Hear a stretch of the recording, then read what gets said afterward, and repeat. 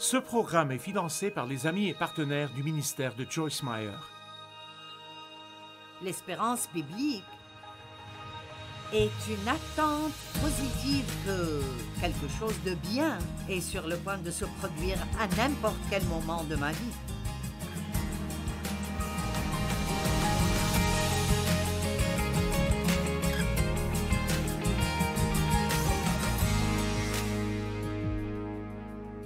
J'appelle cette série « Si c'est détruit, Dieu peut le réparer ».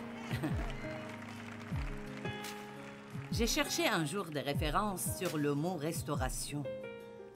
Et en fait, restaurer quelque chose veut dire le renouveler ou même le rendre meilleur encore.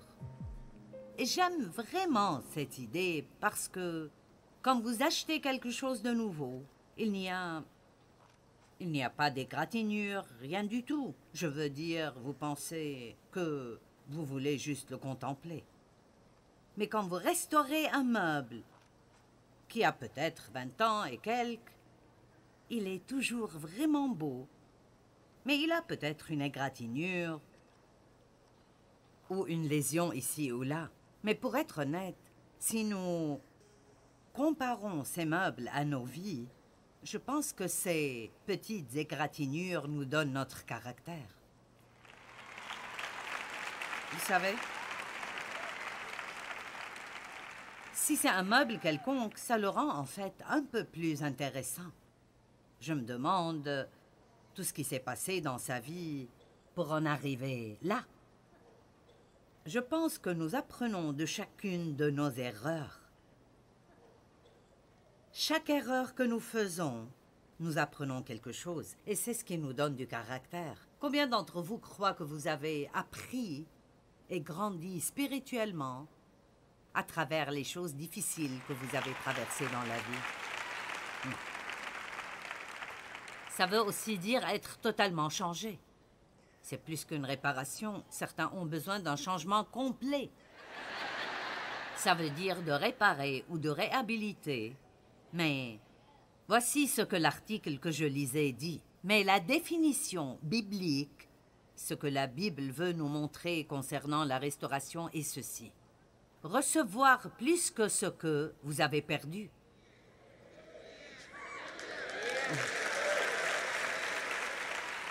C'est un message de bonne nouvelle ce soir. Un état final meilleur que l'état initial. Wow! Dieu bénit les gens pour leur foi en leur donnant plus que ce qu'ils avaient avant. Et j'ai dit cela plusieurs fois, mais je suis sûre que certains ici ressentent cette même chose.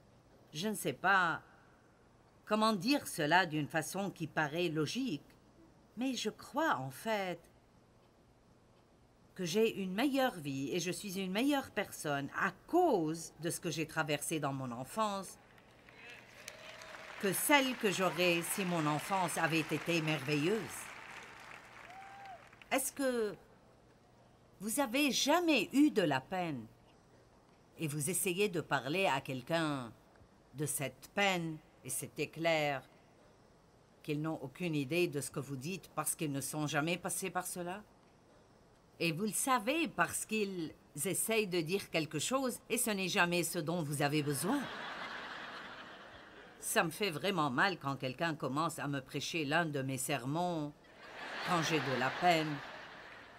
Et ils disent, « Eh bien, tu sais, tu dis dans tes sermons. » Allez, pratique ce que tu prêches.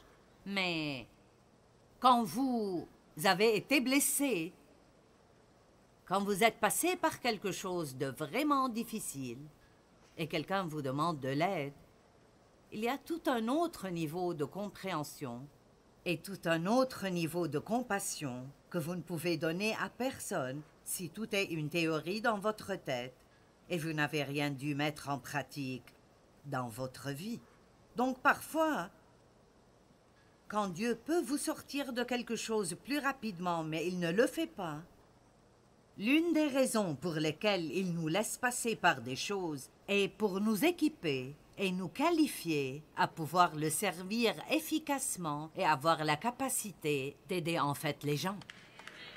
Amen. Maintenant, nous allons regarder Deutéronome 30, 3 à 5 dans la version du Message. Et je lirai cela 2 fois, c'est si bon. Dieu, ton Dieu, restaurera tout ce que tu as perdu. Il fera preuve de compassion. Il reviendra et prendra les débris de partout où ils sont dispersés. Qu'importe combien tu te retrouves loin, Dieu, ton Dieu, te tirera de là et te ramènera à la terre que tes ancêtres possédaient. Elle t'appartiendra de nouveau. Il te donnera une bonne vie et te rendra plus nombreux que tes pères. Il y a 2 parties ici que j'aime vraiment. Dieu, ton Dieu, restaurera tout ce que tu as perdu. Tout veut dire tout. Ce n'est pas tout excepté votre chose. Et il reviendra, qu'importe combien vous vous éloignez. Il reviendra, et il vous retrouvera, et il vous prendra, et il vous ramènera à son cœur, et il restaurera tout dans votre vie qui a été brisé.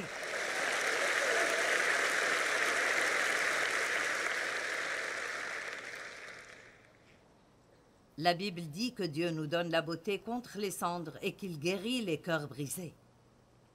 Peut-être que vous avez besoin d'une restauration d'un cœur brisé. Quelqu'un vous a fait mal, vous a blessé, une relation brisée, quelqu'un vous a fait quelque chose que vous n'auriez jamais cru, jamais pensé que cette personne pourrait vous faire. Et vous sentez que vous ne pourrez plus jamais faire confiance à personne. Écoutez, ne laissez jamais ce qu'une, 2, 3, 4 ou 5 personnes méchantes vous ont fait vous mettre dans un état où vous vous méfiez de toute personne sur terre. C'est misérable pour vous et ce n'est pas juste pour eux.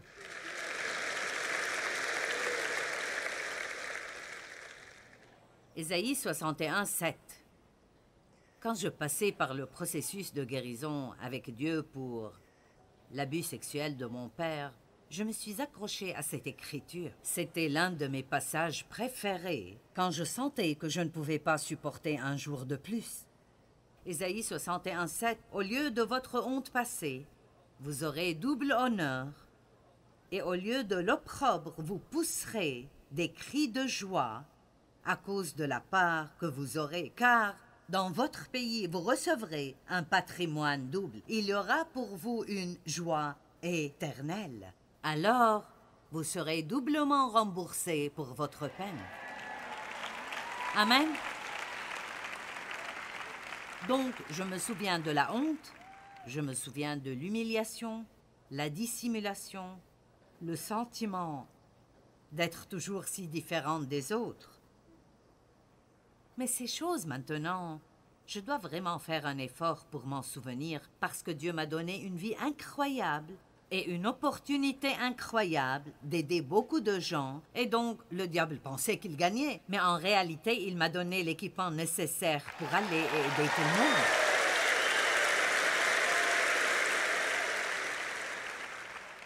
Maintenant, parlons de l'espérance.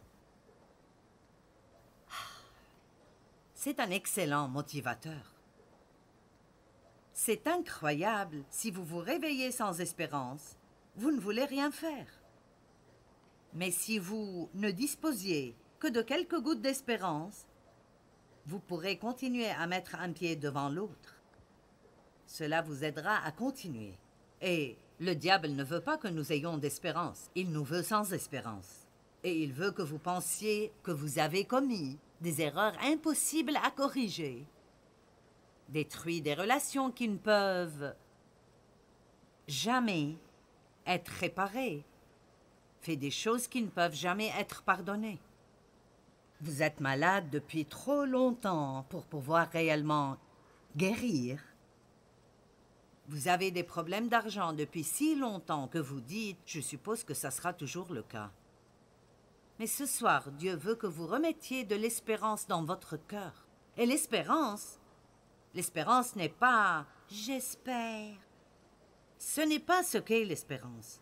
L'espérance biblique est une attente positive que quelque chose de bien est sur le point de se produire à n'importe quel moment de ma vie.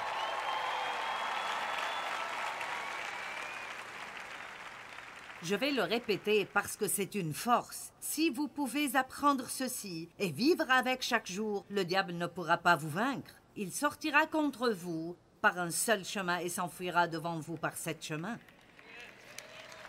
L'espérance est une attente positive que quelque chose de bon va se passer à n'importe quel moment dans votre vie. Et vous dites, eh bien, et si rien de bon ne se passe? Eh bien, alors, levez-vous le lendemain matin et recommencez.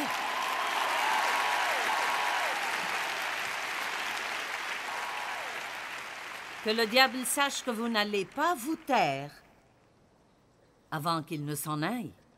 Donc, Zacharie 9:12 parle d'être captif de l'espérance. Un captif est une personne qui est enfermée dans un endroit où il ne peut pas sortir. Je suppose donc qu'un captif de l'espérance est quelqu'un qui est enfermé dans l'espérance et ne peut y échapper. Et voici ce qui est écrit. Retournez à la forteresse, vous prisonniers qui avez d'espérance. Car aujourd'hui encore, je le déclare, je vous rendrai au double votre prospérité passée en tant que premier-né parmi les nations. Nous avons donc écriture après écriture qui dit que Dieu nous accordera une double bénédiction pour nos problèmes passés, mais c'est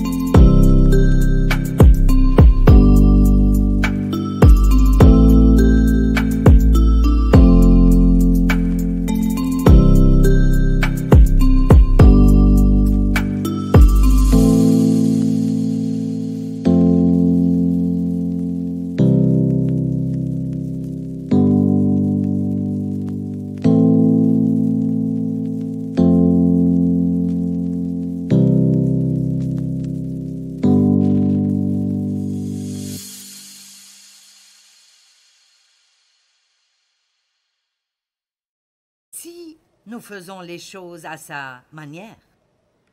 Amen.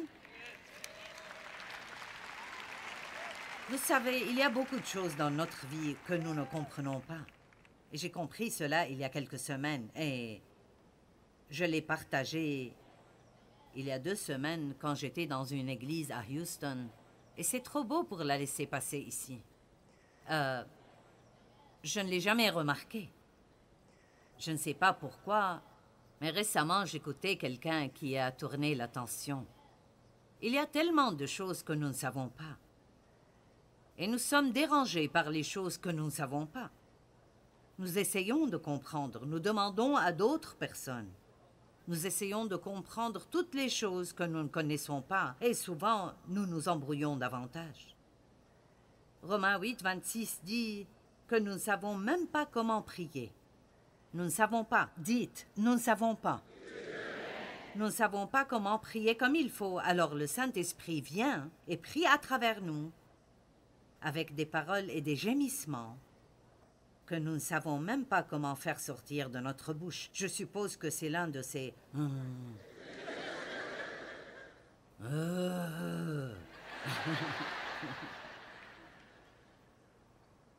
Mais le verset suivant dit « Mais nous savons ». Donc, le verset 26, nous ne savons pas. Notre situation est tellement perturbée que nous ne savons même pas comment prier. Nous ne savons pas, mais nous savons que toutes les choses concourent ensemble pour le bien de ceux qui aiment Dieu et sont appelés selon son but. Donc voici la question pour moi et pour vous. Pourquoi ne parlons-nous pas plus de ce que nous savons que de ce que nous ne savons pas? Je ne sais pas pourquoi je suis dans ce pétrin, ni pourquoi j'ai été abusée dans mon enfance, ni pourquoi j'ai 62 ans et je n'ai jamais eu de relation. Je ne sais pas, vous savez.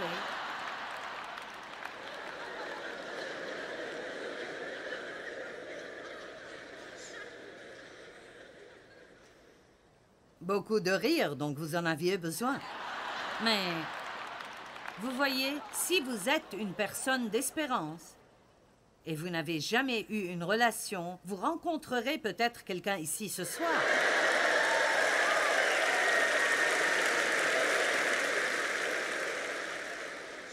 Parce qu'il pourrait y avoir un homme de 63 ans ici. Bon, je reviens à mon sujet. Nous savons que Dieu nous aime. Nous savons que nous allons au paradis et vivrons pour l'éternité. Nous savons que nous n'irons pas en enfer. Amen. Nous savons que Jésus reviendra bientôt et très bientôt. Et nous savons que toutes les choses concourent pour le bien. Nous ne savons pas, mais nous savons. Donc, concentrons-nous davantage. Pourquoi en cette année, vous ne vous concentrez pas davantage sur ce que vous savez que sur ce que vous ne savez pas? Et vous aurez une année de loin meilleure. Donc, Dieu restaure notre espérance. Il est toujours prêt à nous redonner de l'espérance. J'aime Romains 15, 13. Il dit que le Dieu de l'espérance vous comble de toute joie et de sa paix par votre confiance en lui. Ainsi, votre cœur débordera d'espérance par la puissance du Saint-Esprit. Il est le Dieu de l'espérance. Et personne ne peut vous enlever votre espérance si vous ne l'abandonnez pas. Certains d'entre vous apprécieront le verset prochain plus que d'autres. Et vous saurez qui vous êtes dès que je le lirai. Dieu promet de restaurer notre jeunesse.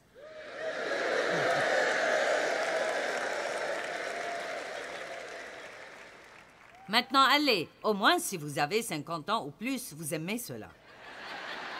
Peut-être si vous avez 40 ans. Si vous avez 20 ans, vous dites « passons au sujet suivant ».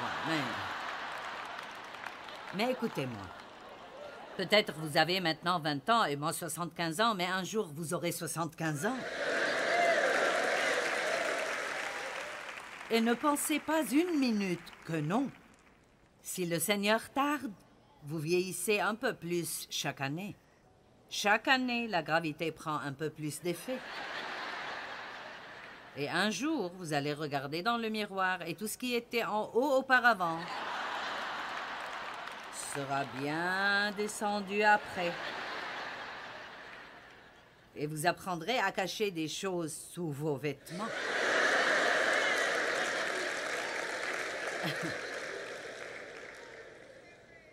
Psaume 103, 2 à 6. Que tout mon être bénisse l'Éternel, sans oublier aucun de ses bienfaits. Il pardonne tes péchés et il te guérit.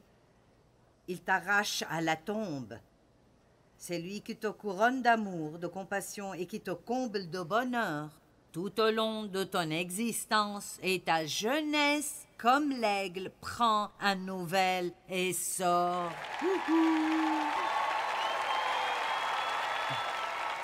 Amen. Et j'aime ceci de Paul, 2 Corinthiens 4, 16. Voilà pourquoi nous ne perdons pas courage et ne perdons pas notre espérance. Et même si notre être extérieur se détériore peu à peu, intérieurement, nous sommes renouvelés jour après jour après jour. Alors, qu'est-ce que ça me dit vraiment? Cela me dit qu'être vieux est une attitude plus qu'un nombre d'années. Alors, laissez-moi vous donner quelques conseils. Je suppose que je vais parler aux dames d'abord.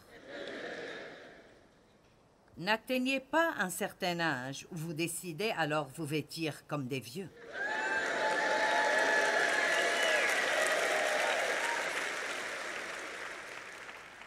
Maintenant, vous savez, si vous avez 60 ans, n'allez pas vous vêtir comme si vous aviez 12 ans ou 16 ans, mais vous... J'espère que je ne me causerai pas des problèmes, mais vous pouvez aller dans un grand magasin. Mon fils m'a fait ça un jour. Il m'a emmené faire du shopping et il a dit « D'accord, maintenant je veux que tu regardes ça, maman. » Il a dit « Tu peux faire du shopping partout ici. Tu peux faire du shopping partout ici. » Mais il a dit « Je veux que tu remarques ce qui se passe ici. » Et vous pouvez le voir. Tout devient un peu plus carré. Ça devient un peu plus... Je ne sais pas, juste plus vieux.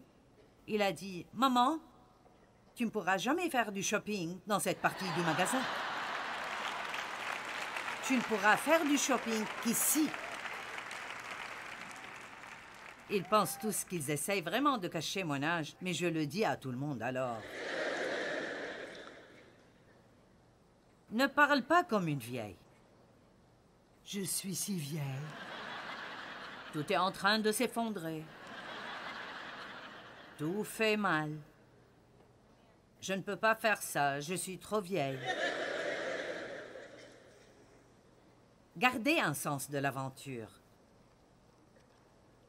Plus vous vieillissez, plus vous devez essayer quelque chose de nouveau de temps en temps. Allez, sortez de votre boîte et faites quelque chose de nouveau. Je me fiche de si vous allez au travail par un chemin différent. Au moins, ce sera quelque chose de nouveau, vous savez. Si vous portez des chaussettes noires tous les jours de votre vie, essayez-en des marrons. Faites quelque chose. Faites quelque chose qui vous fait peur. Vous savez qu'être vieux est un état d'esprit. Gardez un esprit jeune, gardez une âme jeune, et en réalité, votre corps fonctionnera mieux si vous le faites. Plus vous pensez vieux, plus vous semblerez vieux. Et plus vous en parlez, plus les gens sont d'accord avec vous.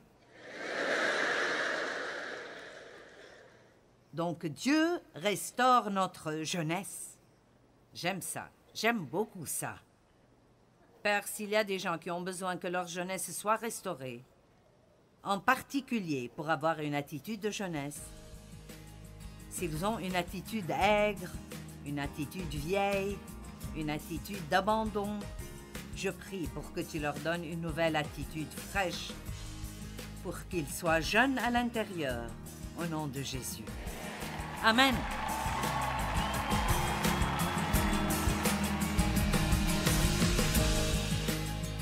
Eh bien, votre douleur n'est pas trop grande pour Dieu. Il veut restaurer votre vie.